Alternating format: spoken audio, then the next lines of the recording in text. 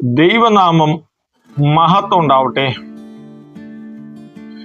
സങ്കീർത്തനം അധ്യായം 39 വാക്യം 1 ഒരു വാക്യം ഇങ്ങനെ നമ്മളോട് ചില കാര്യങ്ങൾ സൂചിപ്പിക്കുന്നുണ്ട്.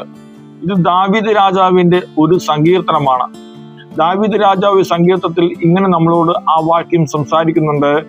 നാവ് കൊണ്ട് പാപം ചെയ്യാതിരിപ്പാൻ ഞാൻ എൻ്റെ വഴികളെ സൂക്ഷിക്കും മെന്ന് ദുഷ്ടൻ എൻ്റെ മുമ്പിൽ ഇരിക്കുമ്പോൾ എൻ്റെ വായി കടിഞ്ഞാണിട്ട് കാക്കുമെന്ന് ഞാൻ പറഞ്ഞു. ഇത് ദാവീദ് രാജാവിന്റെ ഒരു സങ്കീർത്തനമാണ്.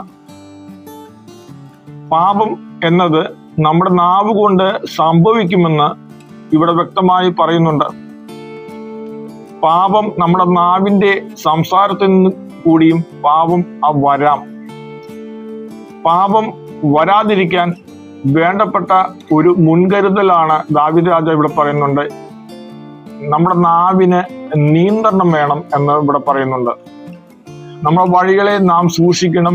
നമ്മുടെ നാവിന് നിയന്ത്രണം വേണം. അതാണ് പാപം വരാതിരിക്കാൻ ദാവീദ് രാജാവ് ഈ വാക്യത്തിലൂടെ നമ്മളോട് സംസാരിക്കുന്നത്. ദൈവം എല്ലാവരെയും ധാരാളമായി അനുഗ്രഹിക്കട്ടെ. ആമേൻ.